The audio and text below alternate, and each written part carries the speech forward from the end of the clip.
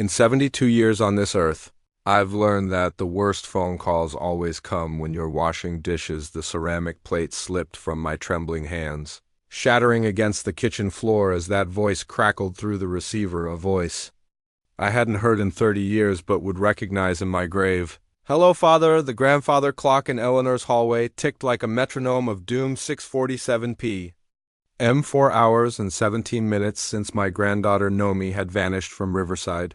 Elementary. 4 hours since my world cracked open like that broken plate at my feet. "You have until sunrise," the voice continued, cold as Winter Creek water. "Come alone.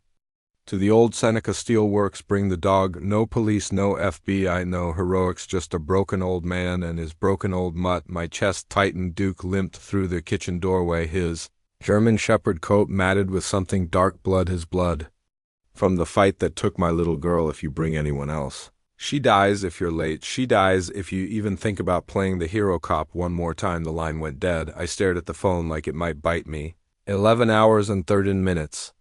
Until sunrise. 11 hours to save the only light left in this house since. Eleanor passed Duke Wed, pressing his scarred muzzle against my shaking knee. His amber eyes held intelligence that went deeper than any ordinary dog 3 days ago. Nomi had pulled him half-frozen from Eagle's Rest Pond, and now he was the only witness to her kidnapping. "What happened, boy?" I whispered, kneeling beside him. Despite the arthritis screaming in my joints, "What did you see?" Duke padded toward the garage door, leaving crimson paw prints on Eleanor's pristine linoleum. Each print pointed like an accusation toward the empty dog crate where Nomi had been building a blanket fort when I went inside for her afternoon snack, apple slices with peanut butter. Her favorite, the plate, still sat on the counter, untouched, growing brown around the edges. My service weapon felt foreign in my hands after 6 months of retirement. The Glock 19 that had served me through 40 years of Cleveland police, through drug busts and domestic calls, and one case that still gave me nightmares, the case where I first heard that voice on the phone, Marcus White. Horse, my son, the boy Eleanor and I gave up when we were 17 and stupid and thought we were doing the right thing. Now he had no me. Duke scratched at the garage door, his claws scraping against wood like fingernails on a chalkboard. Beyond that door lay Eleanor's Oldsmobile, my tackle box, and 40 years' worth of case files I'd brought home to review in retirement. One file in particular, the White Horse file, photos of missing children, 12 faces staring back at me from Manila. Folders, their smiles frozen in school pictures and family snapshots. 12 children who vanished without a trace over the past 3 years. 12 children my son had stolen. I'd been hunting a ghost, never knowing the monster wore my DNA. Duke's whining grew insistent. He understood urgency better than most humans. I'd worked with FBI training would do that to a dog, though I hadn't known about his background when Nomi dragged him home like a frozen Miracle. Frank, Sitting Bull's dog, my old partner's K9 unit, the same Frank who'd been found shot execution style 8 months ago near the Canadian border, his service weapon missing. His dog nowhere to be found until Nomi's tender heart led her to that pond. My hands fumbled for the pill bottle on the workbench, nitroglycerin, heart medication that kept this old ticker running when the stress tried to stop it. Cold Eleanor used to count them out for me each morning, her soft fingers brushing mine as she pressed the tiny pills into my palm. "Promise me you'll take care of yourself, Theodore Crowfeather," she'd whispered from her hospital bed. That granddaughter of ours needs her grandpa around for a long, long time. 6 months later, here I stood in our garage loading magazines with fingers that shook like autumn leaves. Eleanor's voice echoed in the space between Duke's whimpers and the ticking of that damned clock. 11 hours and 8 minutes. Duke scratched deeper gouges in the door. His training was kicking in, the same instincts that had helped Frank track missing persons across 3 states before bullets found him in the dark. "All right, boy," I said, holstering the weapon beneath my old brown jacket. "Let's go bring our girl home." The garage door rumbled open, revealing a March evening, painted in shades of gray and dying light. Storm clouds gathered on the horizon like an omen, and somewhere in this god-forsaken city my granddaughter waited in whatever hell her uncle had prepared. My son, the child I'd failed 30 years ago, now failing me in ways I'd never imagined possible. Duke limped toward the Oldsmobile, his injured leg dragging Slightly, but his purpose clear, we were both running on borrowed time held together by stubbornness and love for a little girl who saved broken things even when those broken things might destroy everything she held dear. The engine turned over with a growl that sounded like Duke's warning bark. 11 hours and 6 minutes until sunrise. Time to face the consequences of choices made 3 decades ago when the world was different, and I thought giving up a child meant giving him a better lifetime to discover if an old man and an old dog could outsmart the monster we'd both helped create. Leave a like and share your thoughts in the comments along with the city you're watching from now. Let's continue with the story. The porch light cast long shadows across our driveway as Rebecca's Honda Civic pulled up behind my old Mobile. My daughter moved with the efficient urgency of a trauma nurse her scrubs, still bearing the day's battles from Cleveland General, but when she saw Duke's blood on the concrete and the shattered remains of Nomi's bicycle beside the garage, her professional composure cracked like ice in spring. Dad, her voice carried that same tremor I'd heard when she was 8 and afraid of thunderstorms. Where's Nomi? I met her halfway across the yard, my legs feeling every one of their 72 years. Duke limped behind me, still favoring his injured paw but refusing to stay inside. The German Shepherd positioned himself between Rebecca and the street, his ears rotating like radar dishes picking up threats. I couldn't hear Rebecca, honey. Sometimes the good Lord tests us in ways we never imagined. The words felt hollow, even as I spoke them, but they were all I had. How do you tell your daughter that her child has been taken by the son you gave away before she was born? Rebecca's nursing instincts kicked in first. She knelt beside Duke, her practiced hands finding the source of his bleeding without causing him additional pain. This looks like a knife wound, clean, deliberate. Her dark eyes met mine. Dad, what happened to my daughter? The weight of the secret pressed against my chest like a heart attack waiting to happen. I'd carried Marcus's existence like a stone in my pocket for 30 years, never telling Rebecca about the brother she'd never known, Eleanor. I had agreed it was better that way, cleaner, less complicated. Now that decision felt like the worst mistake of my life. She was taken. I said the words, scraping my throat raw. Around 2:30 this afternoon from the school. Rebecca's face went white beneath her Cherokee complexion. Taken by who? Did you call the police, the FBI? She stood up quickly, pulling her phone from her scrub pocket. We need to call Detective Martinez. She worked that case last year with the missing Thompson boy. I already made some calls. The lie came easier than it should have. Help is coming. As if summoned by my words, headlights swept across our yard. A black SUV with government plates pulled up to the curb, and Agent Sarah Mankiller stepped out into the dying light. I'd worked with Sarah on 3 cases during my final years on the force. She was Lakota tough as winter wind, and one of the few FBI agents who still returned my calls after retirement. Sarah approached with the measured stride of someone who delivered bad news to too many families. Her dark hair was pulled back in a severe bun, and her charcoal suit bore the wrinkles of a long day, but her eyes held the same compassion that had made her effective in victim services before she moved to major crimes. Ted, she said, extending her hand. I came as soon as I got your message. Rebecca looked between us, her confusion sharpening into suspicion. You called the FBI before you called me Dad. I'm her mother. I had a right to know the moment this happened. Duke wed and pressed against my leg, sensing the tension building between my daughter and me. His training told him to diffuse conflict, but this wasn't the kind of threat he'd been taught to handle. Rebecca, Agent Mankiller is an old friend, I said, trying to keep my voice steady. She specializes in kidnapping cases. I thought, you thought you'd handle this like one of your cases instead of treating it like your granddaughter's life. Rebecca's voice rose with each word. She's not some stranger's kid from your files, Dad. She's me. She's my baby. The front door of the Morrison house across the street opened, and old Pete Morrison stepped onto his porch, drawn by the commotion in a neighborhood like ours. Federal agents parked on your curb meant trouble that would be discussed in hushed tones at the grocery store for weeks. Agent Mankiller cleared her throat diplomatically. Mrs. Crowfeather, I understand your frustration, but your father did the right thing, calling me immediately in kidnapping cases. The first few hours are critical. It's been over 4 hours, Rebecca shot back. 4 hours of my daughter being God knows where while you two discuss procedure. Duke suddenly stiffened, his attention focused on something beyond our yard. His ears creaked forward and a low growl rumbled in his chest. Agent Maniller noticed immediately her hand, instinctively moving toward her service weapon. "What's he sensing?" she asked before I could answer.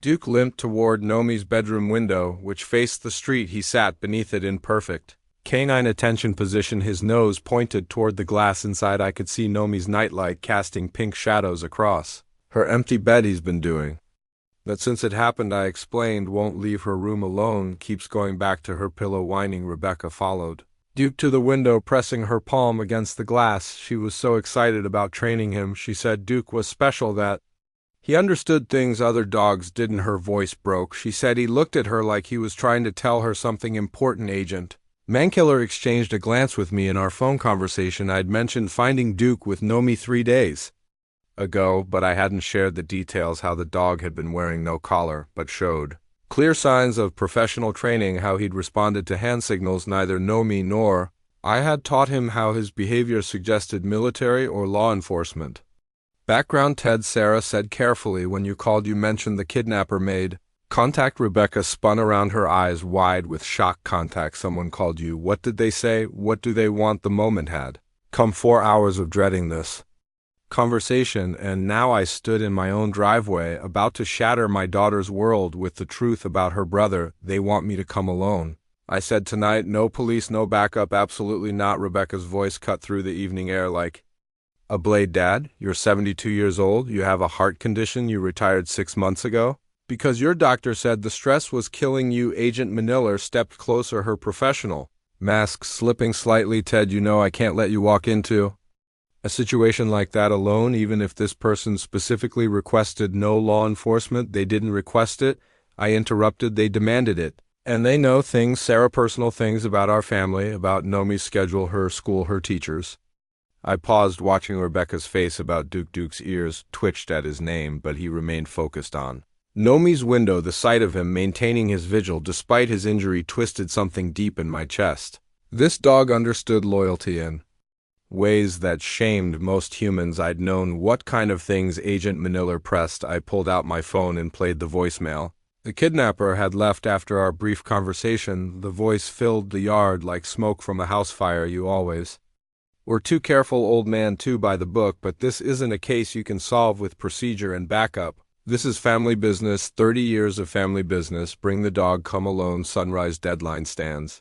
Rebecca's knees buckled and Agent Maniller caught her arm. "Family business," Rebecca whispered. "Dad, who was that? Who has my daughter?" The storm clouds that had been gathering all evening finally opened, sending the first drops of rain across our faces.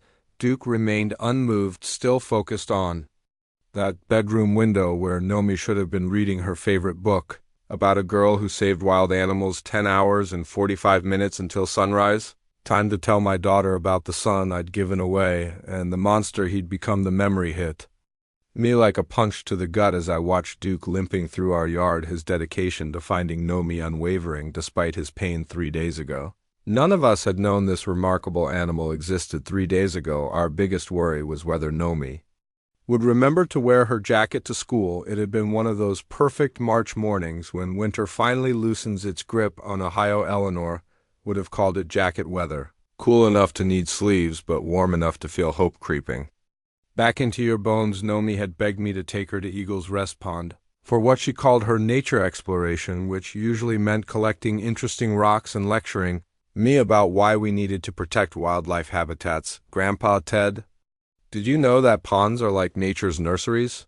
she'd said from the passenger seat of my Oldsmobile, her 8-year-old voice carrying the authority of someone who'd watched every nature documentary. The library owned all kinds of baby animals. Depend on them. I'd smiled, thinking about Eleanor's reaction to Nomi's latest environmental crusade. My wife had always said that granddaughter of ours had inherited the crow feather stubborn streak, along with a heart big enough to save the whole world. The pond sat about 20 miles north of Cleveland, nestled in a state park that saw more deer than visitors during the off-season. Ice still clung to the edges where the sun couldn't reach, but the center had thawed enough to reflect the pale morning sky like a mirror. Nomi had been skipping stones when she stopped mid-throw. "Grandpa, look." She pointed toward a section where the ice had formed a small shelf over deeper water. At first, I'd seen nothing but shadows and reflection, then the shadow moved and I realized something large was trapped beneath the thin ice barrier. "Stay back, sweetheart," I'd warned, but Nomi was already moving closer to the water's edge, her small boots crunching through patches of old snow. "It's a dog, Grandpa, a big dog, and he's hurt." The German Shepherd lay partially submerged, his thick coat heavy. With ice water, his breathing was shallow, labored, and one of his front paws appeared to be tangled in something beneath the surface. He'd been there long enough. That ice had begun forming around him again, like nature was trying to claim him permanently. "Nomi, honey, that animal might be dangerous," I'd said, but even as the words left my mouth, I knew they weren't true. The dog's eyes held intelligence and pain, not aggression. When he saw us approaching, he didn't growl or bare his teeth. Instead, he made a sound I'd never heard from a dog before. Almost like he was trying to speak. "He's trying to tell us something," Nomi had whispered, and I'd felt that familiar chill that comes when a child sees something adults have trained themselves to miss. Getting the dog out had required more effort than my 72-year-old body wanted to give. Nomi had insisted on helping, using a fallen branch to break away the thinner ice while I waded into water that felt like liquid winter. The dog had been surprisingly cooperative, as if he understood we were trying to save him. When we finally pulled him onto solid ground, he'd immediately positioned himself between Nomi and the water. Despite his obvious exhaustion and injury, professional training, I'd realized later, this wasn't some lost pet. This was a working dog who'd been taught to protect civilians. "Can we keep him, Grandpa, please?" Nomi had asked, already wrapping her own jacket around the shivering animal. "Mom always says we should help things that are broken." I'd wanted to say no. Elalaner had been gone only 6 months, and I wasn't ready for the responsibility of another living thing depending on me. The house still felt too empty, too quiet, without her humming in the kitchen or calling reminders from the next room. But the dog had looked up at me with those amber eyes, and something in his expression reminded me of Eleanor's last words: "Promise me you'll let that granddaughter teach you how to live again, Ted. She sees magic where we see problems. We'll take him to the vet first." I'd compromised. "See if he belongs to someone." The veterinarian, Dr. Sarah Running Bear, had found no microchip, no identification, no obvious signs of ownership, but she'd noted something interesting during her examination. "This dog has been professionally trained," she'd told us while bandaging his injured paw. "See how he responds to hand signals, how he positions himself near exits. This isn't pet behavior. This is working dog behavior." Nomi had been delighted by this revelation. "Duke's a hero dog, aren't you, Duke?" The name had stuck immediately, as if the dog had been waiting his whole life to be called Duke. He'd responded to it from the first moment Nomi said it, his tail giving a weak wag. Despite his obvious discomfort, the drive home had been quiet except for Nomi's soft humming and Duke's occasional whimper from the backseat. I'd caught the dog watching me in the rearview mirror, studying my face like he was trying to solve a puzzle at home. Duke had immediately begun what I now recognized as a security sweep of our property. He checked every door, every window, every possible entry point. Then he'd positioned himself in the living room where he could see both the front door and the hallway leading to the bedrooms. "Grandpa, why does Duke look sad when he looks at your badge?" Nomi had asked that first evening I'd followed her gaze to where my retirement shadow box hung on the wall. 40 years of service, compressed into a frame containing my badge commendations and a photo of my last partner, Frank Sitting Bull. Duke had been staring at Frank's picture with an intensity that made my skin crawl. "Maybe he just misses his old family," I'd told Nomi, but the explanation felt insufficient. Even as I said it, that night Duke had refused to sleep in the kitchen where we'd set up his bed. Instead, he'd positioned himself in the hallway between Nomi's room and mine, lying across the doorway like a living alarm system. For 3 days, he'd followed this routine guard duty at night, security sweeps during the day, and constant vigilance. Whenever Nomi left the house, I'd started to wonder if we'd rescued him, or if he'd rescued us. Eleanor's voice echoed in my memory: "That child has your heart, Ted. She sees things that need fixing now." Watching Duke maintain his vigil beneath Nomi's bedroom window, despite his injury and exhaustion, I understood what she'd meant. Nomi hadn't just seen a dog that needed saving, she'd seen a guardian angel who would sacrifice everything to protect her. And somehow that broken dog from the frozen pond had become the key to finding her. The irony wasn't lost on me. 3 days ago, I'd been reluctant to take responsibility for one more living thing. Now that same living thing might be Our only hope of bringing home the most important person in my world, Agent Maniller, was still waiting for an explanation about the phone call, and Rebecca deserved to know the truth about her kidnapped daughter, but in that moment all I could think about was Nomi's voice from 3 days ago sometimes. Broken things just need someone to believe in them again. Grandpa, maybe she'd been talking about more than just Duke. The rain was falling harder, now drumming against the roof of my Oldsmobile as I pulled the manila envelope from my glove compartment.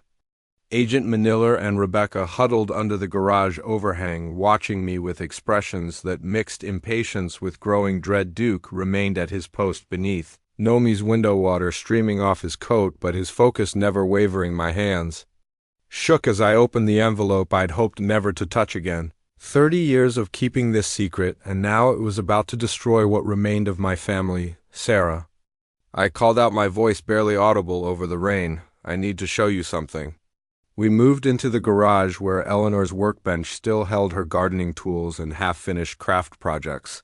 The familiar smell of her lavender sachets, mixed with motor oil and old wood, creating a scent that would forever mean home to me. I spread the contents of the envelope across the workbench. Adoption papers, dated 30 years ago, a birth certificate, and a single photograph of a teenage boy with Rebecca's dark eyes and my stubborn jawline. Dad, Rebecca's voice was small, uncertain. What is this, Agent? Maniller leaned closer, her trained eye immediately catching the significance of the documents. Marcus Whitehorse, she read aloud, born March 15th. 1979, parents listed as Theodore and Eleanor Crowfeather. The silence that followed felt like the moment before thunder. You had another child, Rebecca whispered, her nursing composure finally cracking completely. You and Mom had a son. I couldn't look at her face. Instead, I stared at that photograph, remembering the day it was taken at the adoption agency. Marcus had been 2 months old, healthy and beautiful, and Eleanor had cried for weeks after we signed the papers. We were 17. I said the words feeling like gravel in my throat. Your mother was a senior in high school, and I was working part-time at the garage trying to save money for her college. We weren't ready. We thought we were giving him a better chance. Agent Maniller's expression had shifted from confusion to something approaching horror. She pulled out her phone and began scrolling through what I assumed was a federal database. Ted, she said slowly, Marcus Whitehorse is on our most wanted list. Human trafficking, kidnapping, suspected in the disappearance of at least 12 children across 3 states over the past 3 years. Rebecca sat down hard on Eleanor's gardening stool, her hands pressed against her mouth. Oh my God, Dad, you're telling me that my daughter was kidnapped by my brother, by your son, that you never told me existed? The accusation in her voice cut deeper than any knife wound. Duke read from outside, sensing the emotional turmoil even through the garage walls. Rebecca, honey, we never meant for you to find out like this. Your mother and we thought it was better if you didn't know. We thought he'd have a good life with his adoptive family. Agent Maniller said, reading from her phone.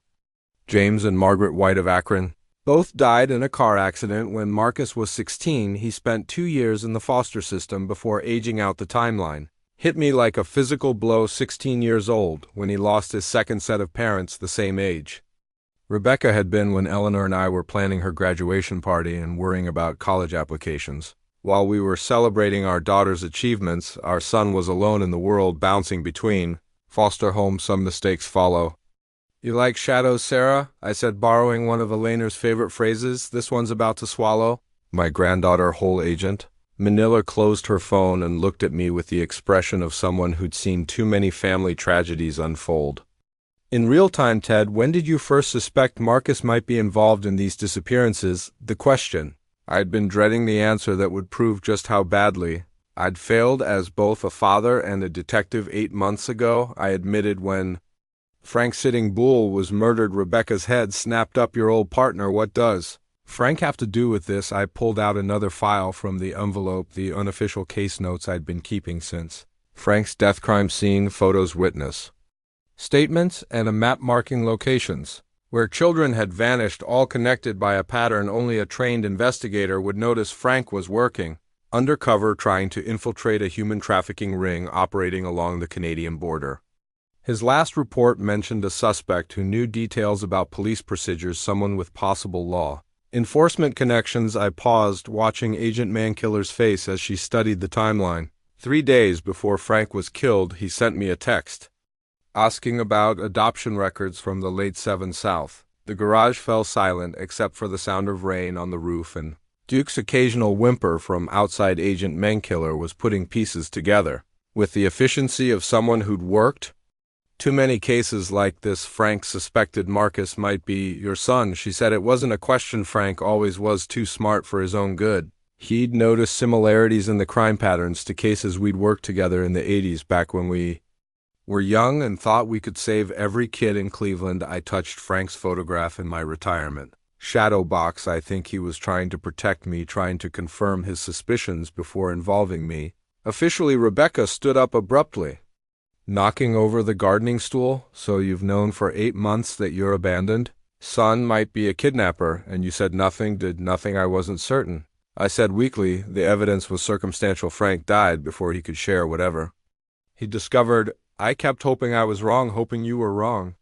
While children disappeared, Agent Mankiller's voice carried the cold edge of federal authority. Ted, how many kids might we have saved if you brought this information forward 8 months ago? The question hung in the air like an indictment. Duke's barking from outside provided a temporary distraction, but it couldn't mask the awful truth. My silence might have cost other families their children. I was a coward, I said simply. Eleanor was dying, and I couldn't bear the thought of destroying her last months with this news after she passed. I told myself I was protecting Rebecca and Nomi, but really I was just protecting myself. Agent Mankiller was already making phone calls, bringing federal resources to bear on a case that had just become exponentially more complex. While she coordinated with other agents, Rebecca and I stood in our garage, surrounded by the debris of 30 years of family secrets. Mom knew, didn't she? Rebecca asked quietly. Before she died. She knew you suspected. I nodded, remembering Eleanor's final words about forgiveness. She made me promise to find him someday, to try to help him if he needed help. I laughed bitterly. I guess this isn't what she had in mind. Duke's barking intensified, drawing our attention back to the immediate crisis. Through the garage window I could see him moving toward Nomi's school bag, which still sat by the front door where she dropped it yesterday morning. His training was kicking in, trying to pick up her scent trail, even though it was hours old and being washed away by rain. The dog knows something, Agent Maniller said, ending her phone call. Ted, you said Nomi found him at Eagle's Rest Pond 3 days ago. That's less than 5 miles from where Frank's Sitting Bull's body was discovered. The implications hit me immediately. Duke hadn't been a random stray. He'd been Frank's canine partner, survived whatever attack had killed his handler, and spent 8 months hiding in the wilderness until Nomi's compassionate heart led her to that frozen pond. Frank always said his dog was special, I murmured. Said Duke could track anything, understand hand signals. Most dogs never learned he was trained for search and rescue before he joined the canine unit. Rebecca was watching Duke through the window, her expression shifting from anger to something approaching wonder. You think Duke knows where Marcus took Nomi? Before I could answer, my phone rang, the same number as before. Marcus calling. Back with new demands, or maybe new threats this time? I put it on speaker. Time's running short. Old man Marcus's voice filled the garage like poison gas. I hope you're not planning anything stupid. The girl's counting on you making the right choice. 9 hours and 30 minutes until sunrise. Time to make the hardest decision of my life. I'm listening, I said into the phone, my voice steadier than my hands. Marcus's laugh carried 30 years of bitter resentment. You always were a man of few words, father. Good, here's how this works. You and the dog come to Riverside Mill alone. No federal friends, no backup, no heroics from the legendary Detective Crowfeather. Agent Mankiller was already shaking her head, but I held up my hand for silence. Duke had moved closer to the garage, his ears pricked forward as if he recognized something in Marcus's voice. How do I know she's alive? I asked. The line went quiet for a moment, then I heard a small voice in the background. Grandpa Ted. Grandpa Duke's hurt, and I can't. The phone went dead. Rebecca let out a strangled sob and lunged for my phone, but there was nothing more to hear. Agent Mankiller was already coordinating with her team, speaking in the clipped tones of federal efficiency. Riverside Mill is a trap, she said after ending her call. It's too obvious, too easy to surround, and Marcus knows you're former police. He's not going to hand you a tactical advantage. Duke suddenly bolted from his position, running toward the street. Despite his injured paw, he stopped at the end of our driveway, nose pointed north toward the industrial district, where the old mill sat like a monument to Cleveland's dying manufacturing. Past, maybe it's not about tactical advantage, I said, watching Duke's behavior. Maybe it's about something else. Before Agent Manila could respond, her phone buzzed with an incoming text. She read it quickly, her face going pale beneath her professional composure. What is it? Rebecca asked. Agent Manila showed us the screen, a photograph of Nomi sitting in what looked like a shipping container, her small hands bound but her eyes still defiant. Behind her, barely visible in the shadows, was another figure, a woman. There's someone else there? Rebecca whispered. Another victim. My phone rang again, this time a different number. Mr. Crow Feather. The voice was older, female, frightened. This is Rebecca Crow Feather, supervisor at Cleveland General. We have a situation here that requires your immediate attention. I looked at Rebecca, confused. Ma'am, my daughter is standing right here, sir. I'm calling about the FBI investigation. Agent Manila asked me to contact you. Agent Mankiller grabbed a phone from my hand. This is Agent Mankiller. Who is this? Agent, this is Director Patricia Blackhawk from Cleveland General Hospital. I'm calling to inform you that we've been working with your office for the past 6 months on Operation Homecoming. The words hit me like ice water. Rebecca's face went white as realization dawned. Operation Homecoming involved placing one of our trauma nurses in a position to observe and report on suspicious activity in the Cherokee community. Director Blackhawk continued. The nurse was specifically monitoring for signs of human trafficking recruitment.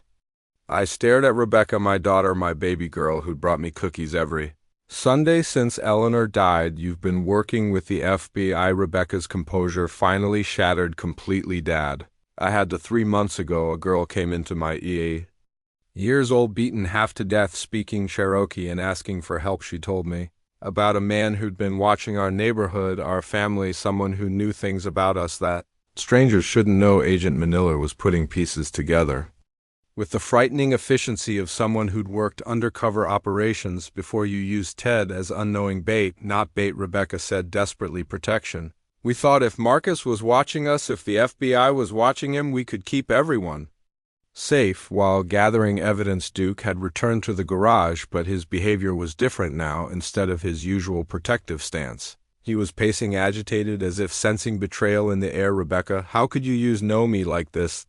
The words came out harsher than I intended. Your own daughter. I didn't use her, Rebecca shot back. I was trying to protect her. The girl who came to my she had the same injuries as 12 other victims. Cigarette burns in specific patterns, rope marks that suggested prolonged captivity, and she kept saying one name over and over, Marcus. Agent Manila closed her eyes, the weight of months of planning showing on her face. The operation was supposed to be contained.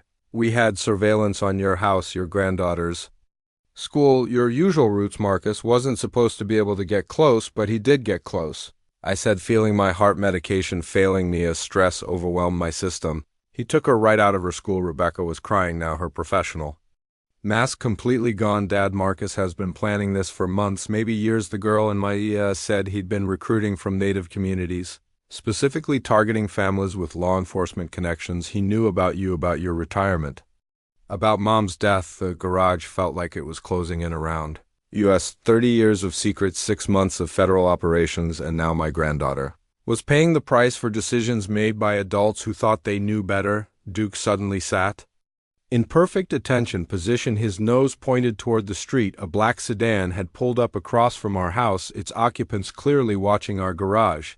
Those are our people, Agent Manila said quickly. Surveillance team. How many people knew about this operation? I asked, my voice barely controlled need to know basis. Agent Mankiller replied, maybe 15 agents across 3 field offices.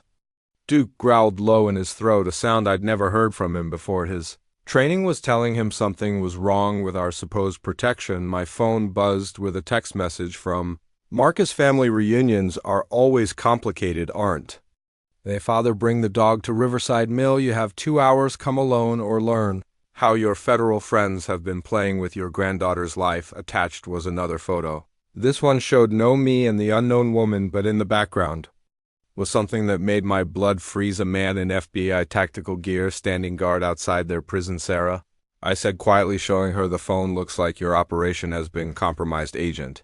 Manila stared at the image, her face showing the kind of shock that comes when months of careful planning collapse in seconds. That's Agent Rodriguez. He's been part of our surveillance team for 4 months. Rebecca grabbed my arm. Dad, what does this mean? Duke answered before I could. The German Shepherd began barking at the black sedan across the street, the same warning bark he'd used the day Nomi brought him home. His instincts were screaming that the people watching us weren't there for protection. It means, I said, reaching for my service weapon, that we don't know who we can trust, and it means Marcus has been one step ahead of us the entire time, Agent. Manila was already on her radio, calling for backup and questioning the location of Agent Rodriguez, but I could see in her eyes that she was beginning to understand what I'd already figured out. Marcus hadn't just kidnapped my granddaughter. He'd infiltrated the federal investigation designed to catch him 8 hours and 45 minutes until sunrise time to discover how deep this betrayal really went. Duke, I said, and the dog immediately came to attention. Looks like it's just you and me, boy. Time to go get our girl outside. The black sedan's engine started, and I realized our watchers had become our hunters. The black sedan pulled away from our curb as Agent Mankiller coordinated damage control with her remaining team members. I watched Duke track the vehicle's movement, his professional training evident in the way he calculated angles and escape routes. This wasn't the behavior of a pet. This was a federal K-9 unit assessing tactical situations. We need to get you to a safe house, Agent Manila said, ending her radio call, until we determine how deep this compromise goes. No, the word came out harder than I intended. My granddaughter doesn't have time for safe houses and federal procedure. Rebecca looked between us, her face showing the strain of maintaining composure while her daughter remained in the hands of a killer. Dad, if the FBI has been compromised, if Marcus has people inside the investigation, then the FBI can't save Nomi, I finished, but maybe Duke. And I can. Agent Manila shook her head. Ted, you're talking about walking into a trap with no backup and no way to call for help. You're 72 years old with a heart condition. Duke limped over to where my service weapon lay on Eleanor's workbench. He sniffed at once, then looked at me with those amber eyes that held more intelligence than most humans I'd worked with. In that moment, I understood what Frank Sitting Bull had meant when he said his partner was special. Duke knows something we don't, I said, reaching for the weapon. 3 days ago, he was half dead under ice. Now he's the only one who's been tracking Marcus successfully. The rain had softened to a steady drizzle, but the temperature was dropping. March in Ohio could be cruel that way, offering hope with warm afternoons, then snatching it back with freezing nights. Nomi was out there somewhere, probably cold and scared, counting on me to find her. I thought about Elena's last words. Promise me you'll forgive him, Ted, promise? Me, at the time, I thought she was talking about some future reconciliation with the son we'd given up. Now I realized she'd been asking me to forgive myself for the choices that led us here. Sarah, I said, loading magazines for my Glock. I need you to trace every communication Marcus has had with your compromised agent. Find out how long this has been planned. Agent Manila was already working her phone, coordinating with supervisors, who were probably questioning how a human trafficking investigation had become a family nightmare. Ted, preliminary reports suggest Agent Rodriguez has been feeding information to Marcus for at least 3 months, maybe longer. 3 months that meant Marcus had known about the federal investigation almost from the beginning.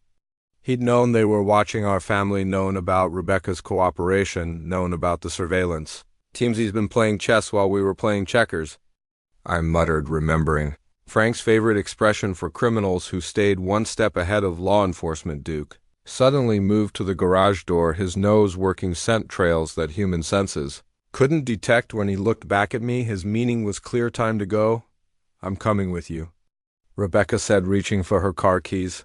Absolutely not. I caught her wrist gently but firmly. Rebecca, honey, you're a trauma nurse, not a tactical officer, and if something happens to both of us, Nomi needs at least one parent alive to come home to.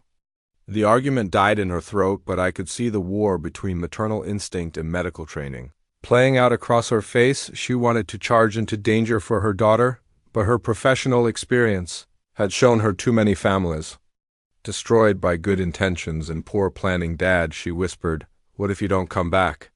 I thought about the photograph in my wallet, Nomi blowing out birthday candles last month, her 8-year-old face bright with joy and trust in a world that had suddenly become much darker. Then you tell her that her old grandpa and his partner went out like cops, I said, protecting the people they loved.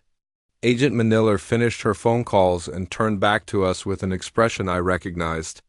From crime scenes, bad news delivered with professional composure that barely masked personal anguish. Ted, we've lost contact with Agent Rodriguez completely. His last known location was Riverside Mill. Approximately 40 minutes ago, his backup unit found his vehicle abandoned in the parking area. The implications were clear: either Rodriguez was dead or he'd gone completely over to Marcus's side. Either way, walking into Riverside Mill would be like entering a funhouse designed by someone who knew exactly how law enforcement operated. Duke wed and pawed at the garage door, his impatience growing with each passing minute.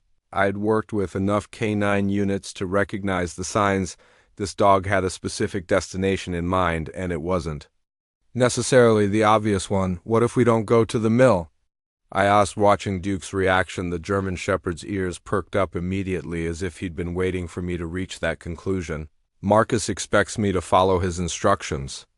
Because he's counting on my police training, he knows I'll want to control the situation, establish communication, negotiate for Nomi's safety. I knelt beside Duke, studying his scarred face. But you're not thinking like a cop, are you, boy? You're thinking like a search and rescue dog. Agent Mankiller caught on quickly. You think Duke knows where Nomi actually is? I think Duke has been tracking Marcus for 8 months, I said, pieces falling into place. Frank was investigating human trafficking routes along the Canadian border. Duke was with him when he died. This dog has been gathering intelligence we don't even know exists. Rebecca moved closer, her nursing instincts recognizing the signs of exhaustion and injury. Duke was fighting through. Dad, he's hurt. Look at how he's favoring that front paw, and he's been without proper food and shelter for months. Sometimes the best of us run on something stronger than physical condition, I said, remembering Eleanor's words about Crow Feather's stubbornness. Sometimes we run on love. Duke limped to Eleanor's workbench and nosed at something I hadn't noticed before, a small plastic bag containing what looked like fabric samples. When I opened it, the smell hit me immediately. Nomi's strawberry lip balm, the scent that clung to everything she touched. When did this get here? I asked. Rebecca examined the bag with professional curiosity. Dad, this looks like evidence collection, FBI standard procedure. Agent Maniller took the bag, her expression darkening as she recognized the implications. Someone collected Nomi's scent trail and placed it here. Someone who knew Duke would need it to track. The garage fell silent except for the sound of rain and Duke's labored breathing. We were looking at evidence of planning that went far beyond a simple kidnapping. Someone had been preparing for this moment, setting up scenarios and contingencies. Like a military operation. My phone buzzed again. This time it was a video message. The footage showed Nomi sitting in what appeared to be the cab of a moving truck. She wasn't bound anymore, but a man's hand rested on her shoulder, a clear threat.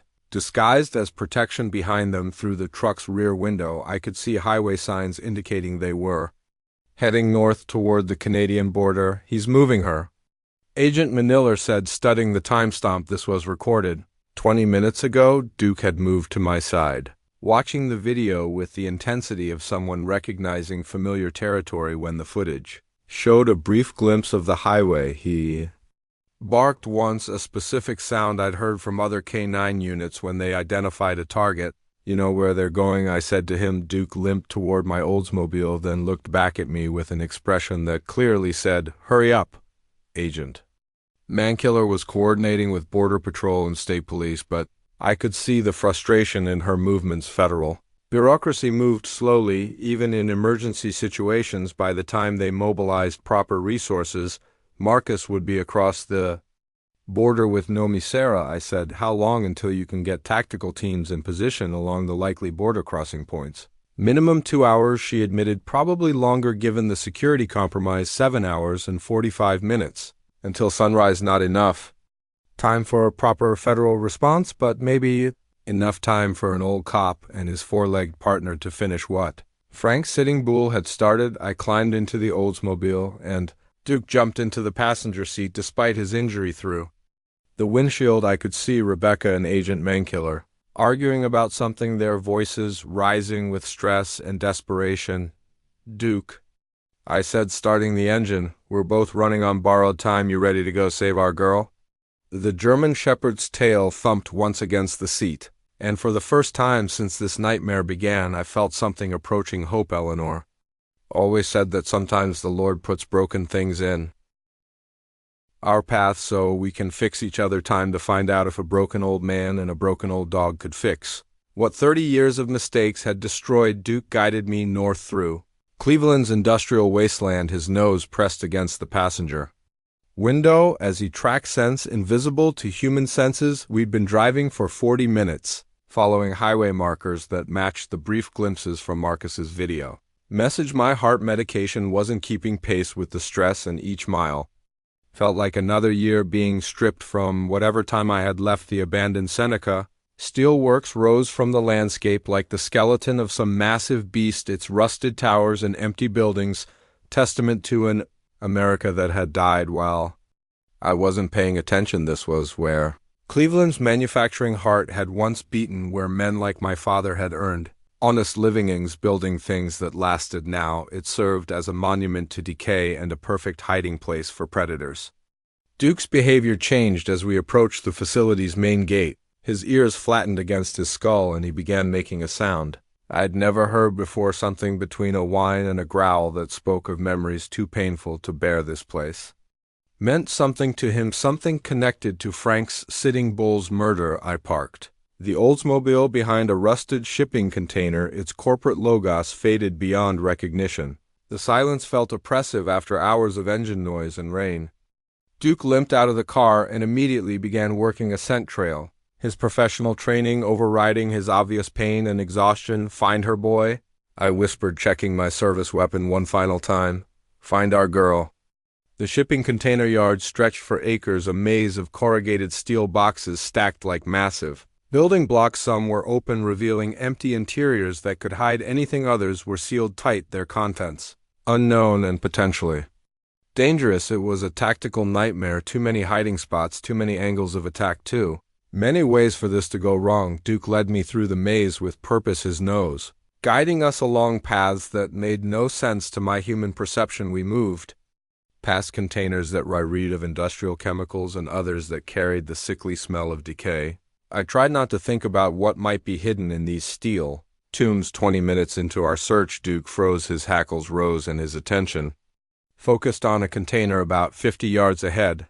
It sat apart from the others, newer and cleaner than its neighbors, with fresh tire tracks leading to its doors. That's when I heard it, a child's voice barely audible through the steel walls, singing softly to herself. Nomi's voice trembling with cold and fear, but still defiant. She was singing the Cherokee lullaby Eleanor used to hum while cooking dinner. My chest tightened with something stronger than heart medication could fix. Pride mixed with terror as I realized my granddaughter was using our family's strength to survive whatever hell Marcus had created for her. Duke crept forward, his movements silent despite his injury. His training was evident in every step. This was how a police dog approached a dangerous situation. I followed his lead, grateful for lessons learned from 40 years of working with K9 units. The container's doors were slightly ajar, held open by a chain that suggested occupants inside needed air but not freedom. Through the gap I could see movement in the shadows. Two figures, one small and defiant, one larger and broken. "Please," a woman's voice whispered from inside. "Please just let the child go. Take me instead." "Shut up," came the reply, male voice, younger than I'd expected. "Not Marcus. He'll be here soon enough, and then we can get this over with." Duke's growl grew deeper, more threatening. His body language shifted from search mode to attack mode. 40 pounds of controlled violence waiting for my command, but something in his posture suggested this wasn't just about protecting Nomi anymore. This was personal. I moved closer to the container, my aging joints protesting every careful step through the gap. I could see more details now. Nomi sat in one corner, her hands free, her ankles bound with rope across from her. A Native American woman in her 30s watched the door with the hollow eyes of someone who'd seen too much suffering. The man guarding them was young, maybe 25, with the restless energy of someone high on something stronger than adrenaline. He held a pistol casually, but his attention kept drifting away from his prisoners toward his phone. "Where is he?" The guard muttered, checking his watch. Marcus said, "Midnight, it's already past." Duke's attack was swift and silent, 60 pounds of trained police dog launched through the container opening before I could react, his teeth finding the guard's gun hand with surgical precision. The weapon flew across the container as the young man screamed in pain and terror. "Down!" I shouted, bursting through the opening with my Glock-drawn hands. "Where?"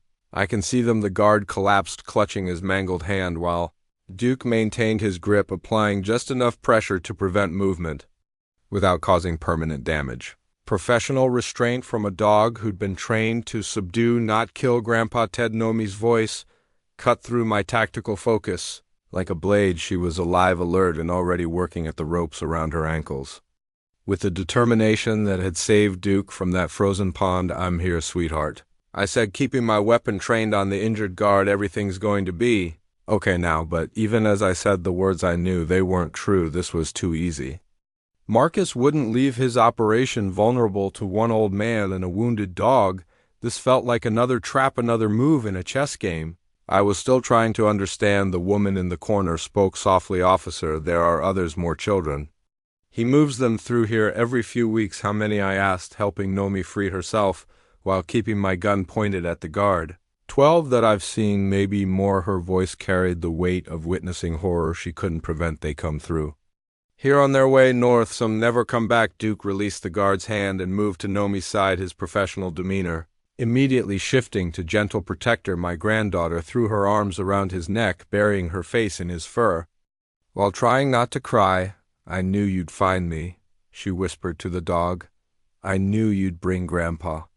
The moment of reunion was interrupted by footsteps outside the container, heavy boots on gravel, multiple people moving with tactical precision. Duke's ears swiveled toward the sound, and his growl returned with renewed intensity. "Well, well," came a familiar voice from beyond the container doors. "Looks like the family reunion is starting without me." Marcus stepped into view, backlit by floodlights that hadn't been there minutes earlier. Behind him, 3 men in tactical gear took positions around the container. Professional movements, professional equipment. This wasn't some ragtag criminal operation. This was organized, funded, and very dangerous for the first time in 30 years. I looked into my son's face. He had Eleanor's cheekbones in my jaw, but his eyes held something cold and calculating that belonged to neither of us. This was what abandonment and loss could create when left to fester for decades. "Hello, Father," Marcus said, his voice carrying 30 years of resentment. "I have to admit, I'm impressed. Most 72-year-old men would have followed my instructions and walked into the mill like good little sheep. Most fathers don't have granddaughters worth dying for," I replied, keeping my weapon steady despite the trembling in my hands. Marcus laughed, but there was no humor in the sound. "Dying for? Oh, Dad, you misunderstand the situation completely. You're not here to die for anyone. You're here so I can show you exactly what your choices 30 years ago have cost." He gestured to his men, who moved closer to the container. "See, while you were playing happy family with Rebecca and little Nomi here, I was learning what it means to be truly alone. Foster homes, juvenile detention, adult prison, all because my parents decided I wasn't worth keeping." Duke positioned himself between Marcus and Nomi, his training telling him to protect the child regardless of the tactical disadvantage. I could see him calculating distances, measuring threats, preparing for whatever came next. "Marcus," I said, fighting to keep my voice steady, "we thought we were giving you a better chance. We're 17 years old and scared. Marcus's voice rose with each word. "I'll show you what scared looks like." He pulled out his phone and showed me a video. 12 children, all Native American, all between the ages of 8 and 15, sitting in what appeared to be another shipping container. Their faces showed the hollow despair of captives who'd given up hope. "Every time you put on that badge, you chose strangers over your own blood." Marcus continued, "You spent 40 years saving other people's children while your own son learned to survive by taking children from other families." The horrible symmetry of it hit me like a physical blow. My career fighting crime had created the very criminal now threatening my granddaughter. The justice I'd spent my life pursuing had produced its own twisted version of justice. "Every one of these kids has a grandfather like you. Marcus said, scrolling through more photos. Cops, judges, social workers, federal agents, people who think they're protecting society while their own families fall apart. Duke's growl deepened to something primal and dangerous. His canine training was wearing with something deeper, pack loyalty that transcended professional restraint. 6 hours until sunrise time for the final moves in a game that had been 30 years in the making. Marcus stepped closer to the container, his tactical team maintaining position around us like the walls of a trap I'd walked into willingly. Duke's body trembled with restrained aggression, every muscle coiled for an attack that would probably be his last. I could see the calculation in my son's eyes. He was enjoying this moment of power, savoring the reversal of 30 years of abandonment. "You want to know the beautiful irony of this situation?" Dad, Marcus asked, pulling out a photograph from his jacket. "Your old partner Frank figured it out before he died. He knew exactly who I was." The photograph showed Frank Sitting Bull and Duke at what appeared to be a crime scene. Frank was kneeling beside evidence markers while Duke maintained alert position, both of them focused on their work with the intensity I remembered from our years together. "Frank spent months tracking my operation," Marcus continued, "getting close, gathering evidence, building a case, and the whole time he kept talking about his partner, Ted's son, who'd been given up for adoption." He showed Duke this picture. Marcus held up another photograph, the same one I'd shown Rebecca earlier. Me and Eleanor at 17 holding our newborn son before signing the papers that would change all our lives. Frank recognized the resemblance immediately. Same stubborn jaw, same Cherokee features. He realized he was hunting his best friend's abandoned child. Marcus's voice carried a mixture of satisfaction and pain, so he tried to save me. The words hit like a physical blow. Frank had known during his final months my partner had been carrying the weight of discovering that his target was my son, and he'd tried to handle it alone rather than destroy my retirement with the truth. "He came to me 3 days before he died," Marcus said, watching my face for the impact of his words. "Unarmed, no backup, just an old Cherokee cop trying to talk sense into a damaged kid." Duke wed, recognizing something in Marcus's tone that spoke of violence and loss. The German Shepherd moved closer to know me, his protective instincts overriding everything else. "Frank offered me a deal." Marcus continued, "immunity in exchange for information about the trafficking network, a chance to start over, maybe even reconnect with my birth family. He said you'd want to help me." That family meant everything to the Crow Feather bloodline. My chest tightened as I realized what was coming. Frank's final case file had mentioned a meeting with an unnamed informant, a meeting that had gotten him killed, but I'd learned too much by then about what family really means. Marcus said, his voice hardening. "Family is what abandons you when things get difficult. Family is what chooses strangers over blood." "So I shot him." The woman prisoner in the corner gasped, and Nomi's grip on Duke's fur tightened. My granddaughter was hearing her uncle confess to murdering a man she'd known as Uncle Frank, who'd brought her candy every Christmas and taught her to fish last summer. Duke here watched the whole thing. Marcus continued, gesturing toward the German Shepherd. "Watched me put 3 bullets in his partner's chest. Watched me take Frank's service weapon and his radio. And you know what that loyal animal did." Duke's growl intensified, his amber eyes fixed on Marcus with the hatred of someone who'd witnessed ultimate betrayal. "He attacked me," Marcus said, rolling up his sleeve to reveal deep scars across his forearm. 40 pounds of police dog trying to kill the man who'd murdered his handler. I had to put 4 bullets in him just to get away. My hands shook as I realized what Duke had survived. Not just the physical wounds, but 8 months of living with the memory of failing to save his partner.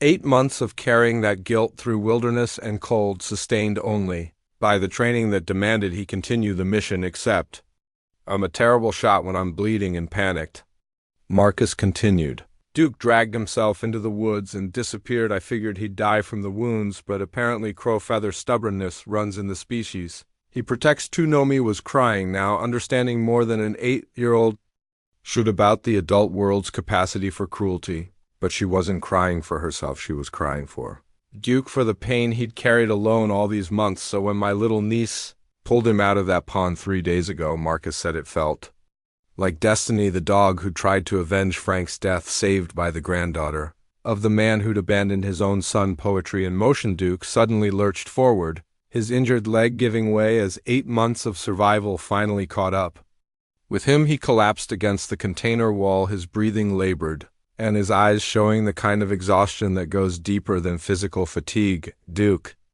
Nomi cried, reaching for him despite the rope still binding her ankles. "And that brings us to now," Marcus said, checking his watch. 4 hours until sunrise. 4 hours for you to understand what real choice feels like." He gestured to his men who moved closer to the container. One of them carried what appeared to be medical equipment, syringes, vials, the tools of controlled suffering. "Here's your choice. Dad, you can watch me inject your granddaughter with enough sedatives to make her compliant for transport across the border, where she joined 12 other children in a life you can't imagine." Or he paused, savoring the moment. "You can take her place." The container fell silent except for Duke's labored breathing and the distant sound of traffic on highways that seemed the world away from this industrial nightmare.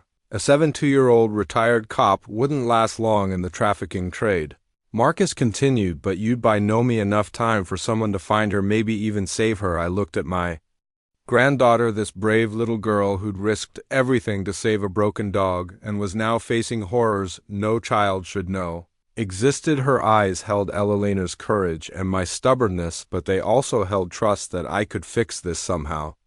"There's a third option," I said quietly. Marcus laughed. "Oh, really enlighten me. I could arrest my own son." The laughter died in Marcus's throat behind him. His tactical team shifted positions, but they were clearly contractors, not true believers. Money motivated them, not loyalty. "You're outnumbered and outgunned," Marcus said. "What makes you think?" Duke's final act of service came without warning, despite his injuries and exhaustion.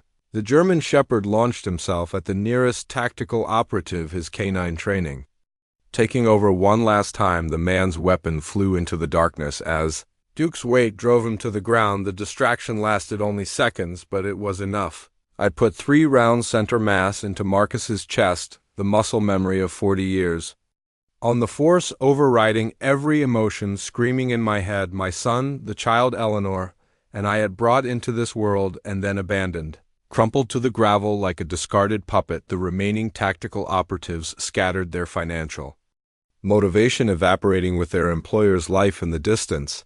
I could hear sirens approaching. Agent Mankiller had finally managed to coordinate a proper response. I knelt beside Marcus, my service weapon still trained on him despite the obvious futility. His eyes were already glazing over, but he managed to speak. "Frank," he whispered, blood frothing at his lips. "Frank said you'd come for me someday. I'm here now." I said, though we both knew it was 30 years too late. Marcus's hand reached into his jacket and pulled out a small notebook, its pages filled with addresses and names in careful handwriting. "Other children." He gasped. "Locations." Frank wanted them safe. The notebook fell from his fingers as Marcus Whitehorse, my son, my failure, my responsibility, died in a shipping container yard, that wryer of industrial waste and broken dreams. Duke limped over to where I knelt. His mission finally complete. Frank Sitting Bull's murder had been avenged. The trafficking network's leadership was eliminated and the children could be saved, but the cost had been everything. A father should never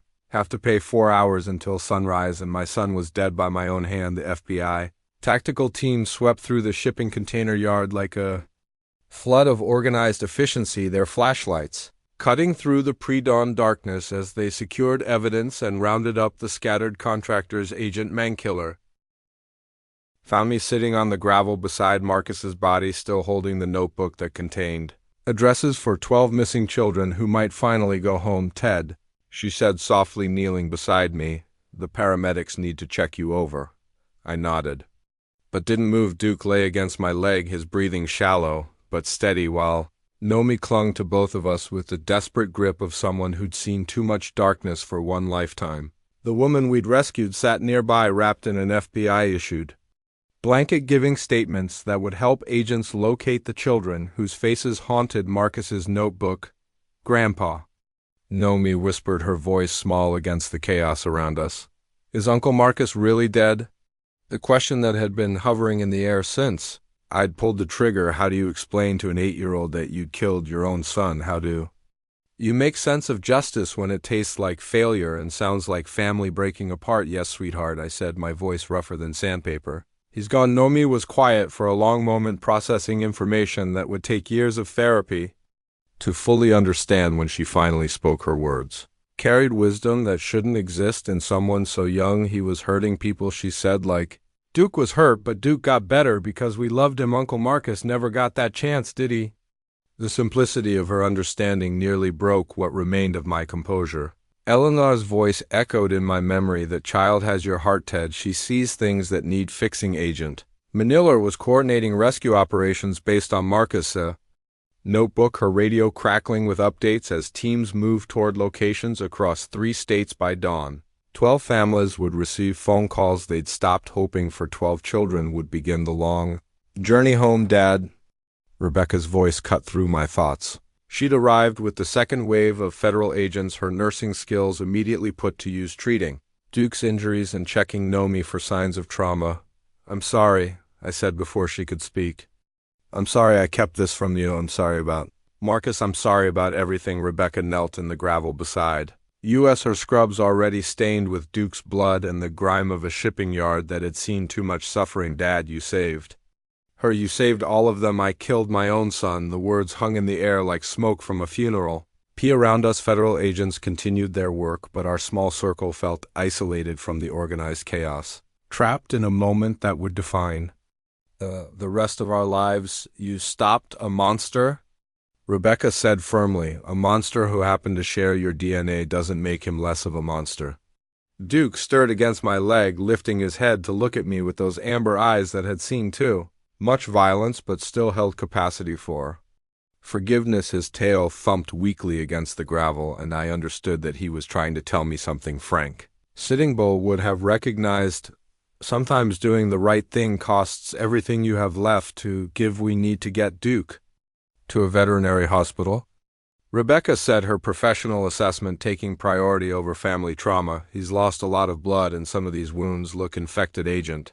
Manila stood up, her radio buzzing with reports from rescue teams across the region. Ted, we're going to need extensive debriefing, but that can wait until tomorrow. Right now, let's get your family home. The word felt foreign after everything that had happened. How do you go home when home is a house filled with photographs of a family that no longer exists? How do you sit at Eleanor's kitchen table knowing that the son she'd wanted me to forgive had died by my hand? Grandpa, Nomi said, struggling to her feet despite her exhaustion. Can Duke come home with us? Really home this time forever? I looked at the German shepherd who'd given everything to complete his final mission. Frank's partner who'd survived bullets and months in the wilderness, who'd tracked down his handler's killer and lived long enough to save my granddaughter. He deserved better than another abandonment forever, I promised, meaning it more than any words I'd ever spoken. The ambulance ride to Cleveland gave me time to think about choices and consequences, about the difference between abandoning someone and letting them go. Marcus had been abandoned by circumstances, by a system that failed him after his adoptive parents died, by his own choices that led him deeper into darkness. But Duke had been released by Frank's death into a mission that kept him alive until love found him again. 3 days later, I sat in Eleanor's kitchen watching Nomi teach Duke how to shake hands with his uninjured paw. The German shepherd was healing faster than the veterinarians had expected, as if having a permanent home had activated some deep reserve of strength he'd been saving for the right moment. Grandpa, Nomi said, pausing in her training session, Mom says you're sad about Uncle Marcus. I sat down my coffee and considered how to answer grief for a son I'd never really known, mixed with relief that the nightmare was over, creating an emotional cocktail that defied simple explanation. I'm sad about what he could have been, I said finally, but I'm grateful for what you are.